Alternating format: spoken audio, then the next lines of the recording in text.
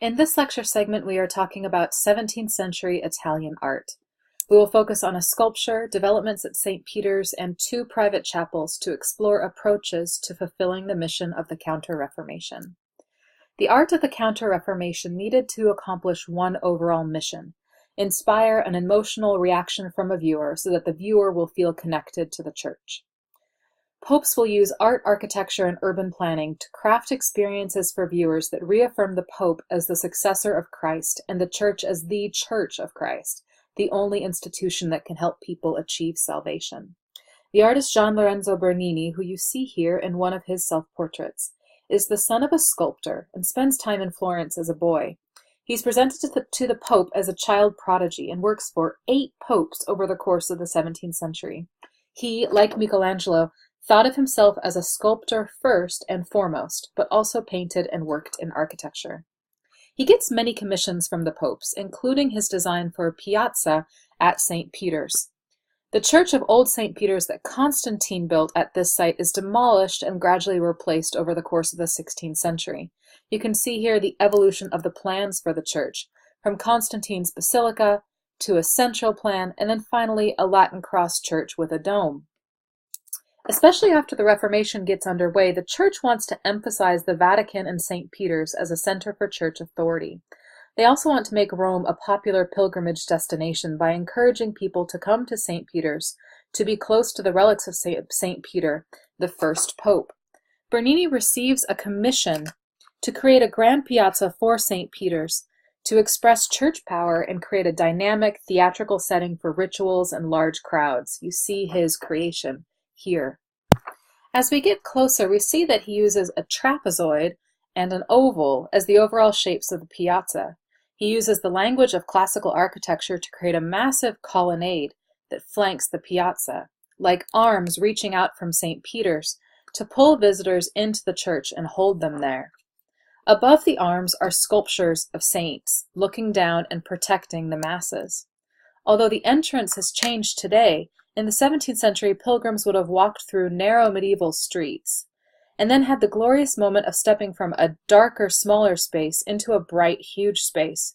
Bernini creates an experience for the viewer that was to be overwhelming and all-encompassing, carefully crafting that experience to help the viewer have an emotive moment that would link them to the church. This is his depiction of David from 1623, which was commissioned by a cardinal, a church official. Bernini had stood in front of Michelangelo's David in Florence and sketched it, and also likely sketched his Pietà in Rome. But here he uses the lessons of the Renaissance in a Baroque, viewer-engaging fashion. We see the same basic subject, David from the story of David and Goliath. But while Michelangelo chose the pensive moment before the battle, Bernini shows us the moment of highest action, when he is slinging the stone at Goliath. We see similar idealized musculature as we saw in Michelangelo's David, rooted within the classical aesthetic. Both artists show naturalistic detail and textures like the veins in the arms and hands of Michelangelo's David and the texture of the rope in Bernini's David. Bernini does not present his David from a frontal point of view, but uses a dynamic composition of diagonal and zigzagging lines that compel a viewer to circle the work, to walk around it, and observe it from all angles.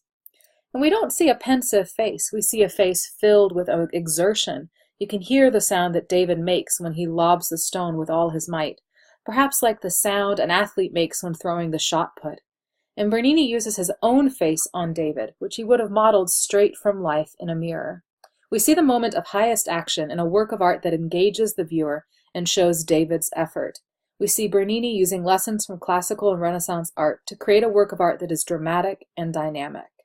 Bernini receives a commission for a private chapel for another cardinal, for the cardinal to use as a burial space for his family and ancestors.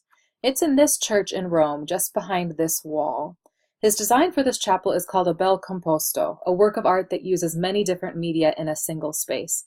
We have sculpture in marble, multiple types of stone as veneer, in the columns and other architectural elements, stucco up above, along with fictive architecture, and an illusion of the ceiling of the chapel opening up on a heavenly space, a trompe-l'œil, French for fool the eye, a painting that makes the viewer feel that the sky is opening up above. And these many materials overlap and intertwine as he blends them. He designs a single spot where a viewer can stand and have the whole chapel be perfectly aligned to that person's point of view. This is one of Bernini's strengths as a designer. He creates a point of view for the audience that allows the viewer to feel that they are a literal witness to the spiritual scene taking place. He's learned his Renaissance and classical lessons, but he's using them to serve the mission of the Counter-Reformation. In the center we have an altarpiece, a triptych of sorts, with a central scene and two wings. Instead of a painted altarpiece, we have a sculpted altarpiece that blends with the architecture.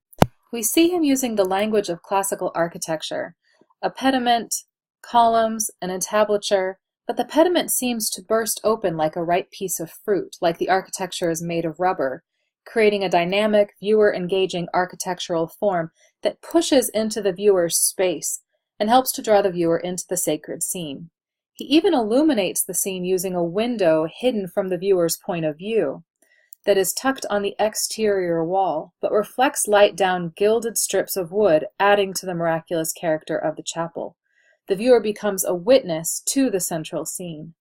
We have two figures, an angel and Saint Teresa of Avila. The figures are beautifully carved with differing textures for the rocky cloud and for the billowing drapery that gives her the feeling of being elevated, floating in a realm between heaven and earth, as the drapery acts not to show the figures, but to add to the sense of movement and elevation. But what is happening here? The angel has an arrow that he's using to pierce Teresa's body, as she makes an expression of both pleasure and pain. So why Teresa? She was a Spanish saint who was canonized or approved as a saint in 1622. So the selection of her as a subject suited the emphasis on saints that Counter-Reformation art was supposed to have. She also founded an order of nuns, and the church was next door to a convent of her order. And her life was filled with miracles and spiritual visions, which helped the church show that God was with them, if their members could have visions from deity. But the selection of Teresa was also complicated. The scene he depicts is a moment from one of Teresa's visions that she recorded and which were later published. Visions like Teresa's were scary for the church because she had and wrote about experiences that happened outside of the authority of the church. Her spirituality was unregulated, uncontrolled. She was brought before the Inquisition 3 times, a church court that became re-energized during the 16th century to combat Protestantism and police heresy. Bernini had to be careful to show the vision in a non-threatening way. And he does this by choosing a scene from her life that was already approved by the church, and by showing the deceased ancestors of the patron, many of whom were church officials, observing and talking about Teresa's vision. And by using these male viewers, Bernini brings the vision under church authority and makes it controlled. He struck a balance between making the viewer a witness to a personal spiritual manifestation and making sure to show that scene within the aegis of church power and control. Bernini's ability to direct a viewer's experience was a significant tool in this Counter-Reformation work of art. He uses the lessons of Renaissance and classical architecture to create a space where the viewer has an emotive religious experience approved by and controlled by the church. The artist Caravaggio had a different approach to creating works of art that fulfilled the mission of the Counter-Reformation. In contrast to Bernini, Caravaggio was not trained in Florentine disegno and the idealism that is pervasive in Florentine and Roman art. Instead, he was trained in Milan, where he would have seen Leonardo's Last Supper, and where Venetian artistic traditions were part of his training. Like Titian, he did not do preparatory drawings, and instead painted right on the canvas with no underdrawings or sketches, what we call painting alla prima. He also did not paint in fresco. He did not sculpt. He did not design buildings. He painted in oils on canvas. So he relied on the abilities of that medium to help him in the process of creation, as he could paint over and alter paintings as he worked. He comes to Rome when he's 21 to join the other artists who are making livings designing and decorating the countless new churches and palaces of Baroque Counter-Reformation Rome. Bernini was the darling of the popes, but Caravaggio was the bad boy of the Italian Baroque. In Rome, he lives in the less prosperous area of town filled with taverns and brothels, where he had a plethora of regular-looking people to be his models. On the right is his depiction of David after he kills Goliath, and scholars think Caravaggio used a self-portrait for the head of Goliath. The Nelson Atkins Museum in KC has a stunning John the Baptist by Caravaggio for you to visit sometime. In both of these works of art, we get a feel for his gritty approach to painting and his interest in strong contrast between light and dark. When he's 24 years old, he gets a desirable commission from the estate of a cardinal to paint a cycle of images of St. Matthew for a private chapel in this church. Here's the exterior, and then the nave with these private chapels taking up the aisles, and then this view of the private chapel itself, with 3 paintings by Caravaggio still in situ. The cardinal's first name was Matteo Contarelli, so the images in the chapel related to his name saint. We are talking just about the calling of St. Matthew, so the moment when Christ told him to leave his life as a tax collector and become a disciple of Christ. This is an oil on canvas, a really unusual choice of medium for a Roman private chapel. Usually they were decorated with fresco, and this is also an unusual iconography. Caravaggio uses the relationship between light and dark to help structure the scene and direct the viewer.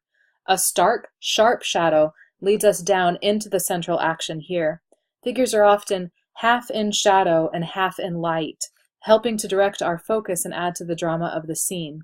The stark contrast between light and dark in this painting is called tenebrism, like an extreme form of chiaroscuro. Caravaggio begins the scene from the right, where the figure of Christ walks into a tavern or an office and declares with his gesture that Matthew is who he wants. The book of Matthew says that Jesus saw a man named Matthew sitting at the receipt of custom, and he saith unto him, Follow me, and he arose and followed him. So we get this moment when Jesus has declared his intentions. He is saying with his hand and also his voice who he is talking to. Caravaggio has clearly learned his Michelangelo lessons. This is an obvious homage to the creation of Adam on the Sistine ceiling, which he'd undoubtedly seen. He also draws on Leonardo, whose Last Supper was in Milan, the city where Caravaggio trained. In the Last Supper here, Christ has dropped a bombshell by telling his apostles that one of them will betray him. They all react differently, with gestures that indicate their emotions. Caravaggio similarly shows his figures at a table reacting to Jesus' gesture and pronouncement. Scholars are not sure which figure is actually supposed to be Matthew, the older man or the younger man, who is counting the funds at the table. He takes the contributions of the Renaissance and repurposes them. Even though he is not making preparatory drawings, he is very clearly planning the scene down to the last iota, each gesture, figure, color, and shadow calculated to make the viewer part of the sacred scene shown. While Bernini placed the viewer at the center of a theatrical presentation of a sacred scene to help the viewer have the type of experience desired in the Counter-Reformation, Caravaggio uses different tactics to bring the viewer in. He uses regular people as models, suiting the naturalism the Council of Trent requested. He does, in other works, take this naturalism a bit too far for the church, like when he supposedly used a deceased prostitute as a model for the Virgin Mary. Except for Jesus and Peter, who wear biblical dress, everyone else wears contemporary dress, so they look like the viewer's time and place. And Caravaggio has left a spot in the composition where the viewer could pull up a stool and join them at the table to be part of the sacred scene. So while Caravaggio has a different approach than Bernini, the calling of St. Matthew does what the Council of Trent requested of Counter-Reformation art. It creates a work of art that makes the viewer a witness to a sacred scene, and helps the viewer to have an emotional reaction that strengthens the viewer's ties to the church. While we are only looking at a snippet of Italian Baroque art, works that fulfill the mission of the Counter-Reformation, like these by Bernini and Caravaggio, make up much of the art produced during that period.